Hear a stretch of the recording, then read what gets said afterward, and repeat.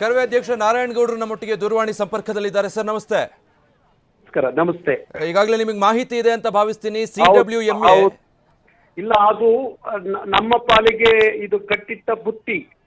ನಾನು ನೆನ್ನೆ ಹಂಚ್ಕೊಂಡೆ. ನೆನ್ನೆ ಕಾವೇರಿ ನೀರು ನಿಯಂತ್ರಣ ಮಂಡಳಿ ಏನಿದೆ ಸಮಿತಿ, ಅದು ತೀರ್ಪು ಕೊಟ್ಟದ ನಂತರ ನಾನು ಸರ್ಕಾರದ ಮುಂದೆ ಮುಖ್ಯಮಂತ್ರಿಗಳ ಜೊತೆಯಲ್ಲೂ ಮಾತಾಡದೆ. ತಕ್ಷಣ ನೀವು ಕಾವೇರಿ ನಿರ್ವಹಣಾ ಪ್ರಾಧಿಕಾರದ ಮುಂದೆ ನಿಮ್ಮ ಅಳಲನ್ನ ಹೇಳ್ಕೊಳ್ಳಿಕ್ಕೆ ಅವಕಾಶ ಇರುತ್ತೆ. ನಿಮ್ಮ ವಕೀಲರು ನುರಿತ ವಕೀಲರನ್ನ ಇಟ್ಕೊಂಡು ಅಲ್ಲಿ ವಾದ ಮಾಡಬೇಕಾಗತ್ತೆ, ತಕ್ಷಣ ಅಲ್ಲಿ ಮೇಲ್ಮನವಿಯನ್ನ ಸಲ್ಲಿಸಬೇಕಾಗತ್ತೆ ಅಂತ ಎಲ್ಲ ಹೇಳಿದೆ. ಆದ್ರೆ ಇವತ್ತು ಅದೇ ಪ್ರಾಧಿಕಾರ ಏನು ಕಾವೇರಿ ನೀರು ನಿಯಂತ್ರಣ ಸಮಿತಿ ಕೊಟ್ಟಿರುವ ಆದೇಶವನ್ನ ಎತ್ತಿ ಹಿಡಿದ್ರೆ ನಾವು ಯಾರತ್ರ ಹೋಗಿ ಕೇಳಬೇಕು ನ್ಯಾಯವನ್ನ? ನಮ್ಮ ಪರಿಸ್ಥಿತಿನ ಯಾರಿಗೆ ಅರ್ಥ ಮಾಡಿಸ್ಬೇಕು, ಏನ್ ಮಾಡ್ಬೇಕು ಅನ್ನೋದೇ ಗೊತ್ತಾಗ್ತಾ ಇಲ್ಲ. ಪ್ರತಿ ಹಂತದಲ್ಲಿ ನೋಡ್ತಾ ಇದ್ದೀವಿ, ಎಲ್ಲ ಹಂತದಲ್ಲೂ ಕರ್ನಾಟಕಕ್ಕೆ ಕಾವೇರಿಯಿಂದ ಅನ್ಯಾಯ ಆಗುತ್ತಾ ಹೊರತು ಒಂದು ಪರಿಸ್ಥಿತಿಯಲ್ಲೂ ನಮ್ಮ ಪರವಾಗಿ ನ್ಯಾಯ ನಮಗೆ ಸಿಕ್ಕಿಲ್ಲ. ಅಂದ್ರೆ ಇಲ್ಲಿ ಏನ್ ಆಗ್ತಾ ಇದೆ, ಯಾವ ಲಾಬಿಗಳಿಗೆ ಇವರು ಮಣಿತಾ ಇದ್ದಾರೆ, ಈ ತರದ ಆದೇಶಗಳನ್ನ ಮಾಡ್ತಾರೆ ಅನ್ನೋದು ನಮಗೆ ಅರ್ಥ ಆಗದೆ ಇರುವಂತ ವಿಚಾರ. ಇದು ಹೀಗೆ ಆದ್ರೆ ಕರ್ನಾಟಕದೊಳಗಡೆ ಜನ ಆಂದೋಲನ ಶುರುವಾದ್ರೆ, ಇಡೀ ಕರ್ನಾಟಕ ಕಾನೂನು ಸುವ್ಯವಸ್ಥೆ ಹದಗೆಟ್ರೆ, ಇಡೀ ಕರ್ನಾಟಕ ಉದ್ವೇಗಕ್ಕೊಳಗಾದ್ರೆ ಯಾರು ತಡಿಲಿಕ್ಕೆ ಆಗತ್ತೆ? ಇವ್ರೇನು ಮಿಲಿಟರಿ ತಗೊಂಬಂದು ನೀರು ತಗೊಂಡೋಗಕ್ ಆಗುತ್ತೇನೋ? ಇದನ್ನ ಅರ್ಥ ಮಾಡ್ಕೊಳ್ಳದೆ ಕಾವೇರಿ ನಿಯಂತ್ರಣ ಸಮಿತಿಯು ಇದನ್ನೇ ಹೇಳುತ್ತೆ, ಪ್ರಾಧಿಕಾರವು ಅದನ್ನು ಎತ್ತಿಡಿಯುತ್ತೆ. ಅಂದ್ರೆ ಇಲ್ಲ, ನಾವು ಕೇಂದ್ರದ ಮುಂದೆ ನಮ್ಮ ಅಳಿಲ್ ಹೇಳ್ಕೊಳ್ಳೋಣ ಅಂದ್ರೆ ಕೇಂದ್ರ ಮಧ್ಯಸ್ಥಿಕೆ ವಹಿಸುವುದಿಲ್ಲ. ಇವತ್ತರೆಗೂ ಮಧ್ಯಸ್ಥಿಕೆ ವಹಿಸಿ 2 ರಾಜ್ಯಗಳ ಮುಖ್ಯಮಂತ್ರಿಗಳನ್ನ ಕೂರಿಸಿ ಏನಾದ್ರೂ ಒಂದು ಸಂಧಾನ ಮಾಡಿ ಏನಾದ್ರೂ ಒಂದು ಪರಿಹಾರವನ್ನ ಹುಡುಕ್ಬೇಕಾಗಿತ್ತು. ಆದ್ರೂ ಕೇಂದ್ರ ಇವತ್ತರೆಗೂ ಆ ಕೆಲಸನೂ ಮಾಡ್ಲಿಲ್ಲ. ಮತ್ತೆ ಯಾರ ಹತ್ರ ಹೇಳ್ಕೋಬೇಕು ನಾವು? ನಮ್ಮ ಪರಿಸ್ಥಿತಿ ಏನಿದೆ ಅಂತ ಕೇಳೋರೇ ಇಲ್ವಲ್ಲ. ಹೌದು. ಒಂದು ನಿಯೋಗವನ್ನ ಬೆಂಗಳೂರಿಗೆ ಕಳಿಸಿ, ಕರ್ನಾಟಕಕ್ಕೆ ಕಳಿಸಿ, ಆ ನಿಯೋಗದಲ್ಲಿ ಏನಿದೆ ಪರಿಸ್ಥಿತಿ ಅಂತ ತಿಳ್ಕೊಂಡು ಆಮೇಲೆ ಇಂಥ ಆದೇಶಗಳನ್ನ ಮಾಡಿದ್ರೆ ಸರಿ ಅನ್ಸುತ್ತೆ. ಆದ್ರೆ ಏಕಾಏಕಿ ದೆಹಲಿ ಕುತ್ಕೊಂಡು ದರ್ಬಾರ್ ಮಾಡ್ಕೊಂಡು ನೀವು ಆದೇಶ ಮಾಡಿದ್ರೆ ನಮ್ಮ ಪರಿಸ್ಥಿತಿಯನ್ನ ಕನಿಷ್ಠ ಅರ್ಥ ಮಾಡ್ಕೊಳ್ಳೋರು ಯಾರು? ಯಾರಿಗೆ ಹೇಳಬೇಕು? ಈ ದೇಶದ ಒಕ್ಕೂಟದಲ್ಲಿ ಯಾರಿಗೆ ಹೇಳಲಿಕ್ಕೆ ಸಾಧ್ಯ? ಪ್ರತಿ ತೀರ್ಪುಗಳು ನಮ್ಮ ವಿರುದ್ಧವಾಗಿ ಬರುತ್ತವೆ.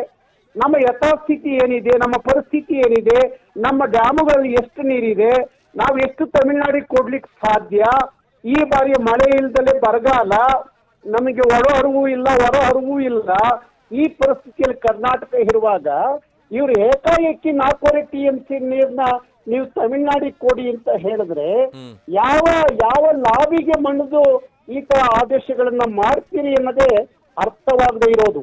ನಮ್ಮಂತ ಹೋರಾಟಗಾರರಿಗೆ ಬೇರೆ ಇನ್ನೇನು ಆಪ್ಷನ್ ಇಲ್ಲ. ನಾವು ಬೀದಿಗಿಳಿಬೇಕಾಗುತ್ತೆ, ಇಡೀ ಕಾನೂನು ವ್ಯವಸ್ಥೆಯನ್ನ ಕೈಗೆತ್ಕೋಬೇಕಾಗುತ್ತೆ.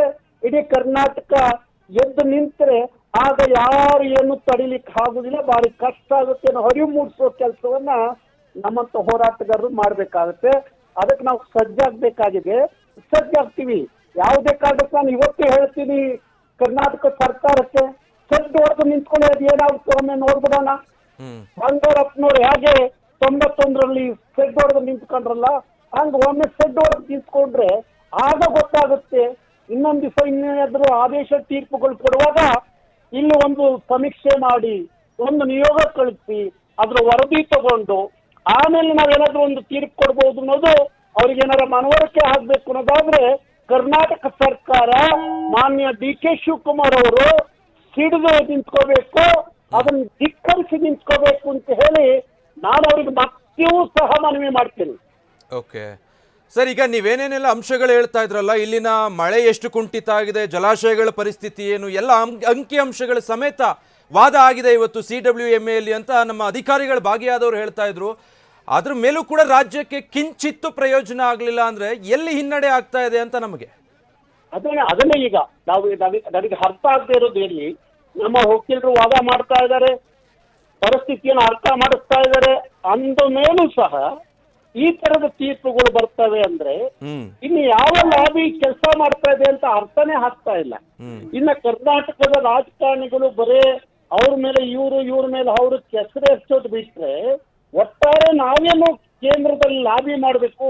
ಇವತ್ತು ಬಿಜೆಪಿ ನಮ್ಮ ಸಂಸದರಿದ್ದಾರೆ, ಮಂತ್ರಿಗಳಿದ್ದಾರೆ, ಅವರು ನಿಮ್ದೇ ಕೇಂದ್ರದಲ್ಲಿ ಅದು ಸರ್ಕಾರ ಇದೆ, ಕಾವೇರಿಯ ನಿಯಂತ್ರಣ ಸಮಿತಿ ಇರಬಹುದು, ನಿವರ್ಣ ಪ್ರಾಧಿಕಾರದ ಮುಂದೆ ಏನಾದ್ರು ಕುಂತು ಎರಡೂ ರಾಜ್ಯಗಳ ಮುಖ್ಯಮಂತ್ರಿಗಳನ್ನ ಕೂರಿಸಿ ನಮ್ಮ ಪರಿಸ್ಥಿತಿಯನ್ನ ಅರ್ಥ ಮಾಡಿಕೊಂಡು ಒಂದು ತೀರ್ಮಾನಕ್ಕೆ ಬರಬೇಕು ಅನ್ನೋದು ಅವರು ಕೆಲಸ ಮಾಡಲ್ಲ.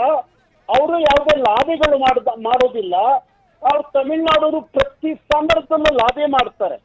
DMK, ADMK ಇನ್ನೊಂದು ಮತ್ತೊಂದು ಯಾವುದೇ ಇದ್ರೂ ಆ ರಾಜ್ಯದ ಕಾವೇರಿ ವಿಚಾರದ ಸಂದರ್ಭದಲ್ಲಿ ಅವರೆಲ್ಲ ಒಟ್ಟಿಗೆ ಲಾಬಿ ಮಾಡಿ ಈ ತರದ ಅನ್ಯಾಯ ನಿರಂತರವಾಗಿ ಕರ್ನಾಟಕಕ್ಕೆ ಆಗ್ತಾ ಇರುತ್ತೆ.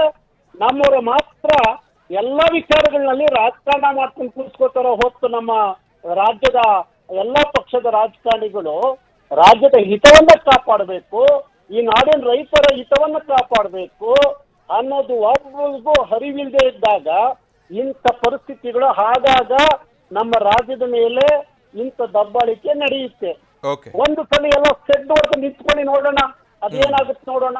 Okay, thank you sir. Narayan ಗೌಡ್ರೆ, TV9 ಜೊತೆ ಮಾತನಾಡಿದ್ದಕ್ಕೆ.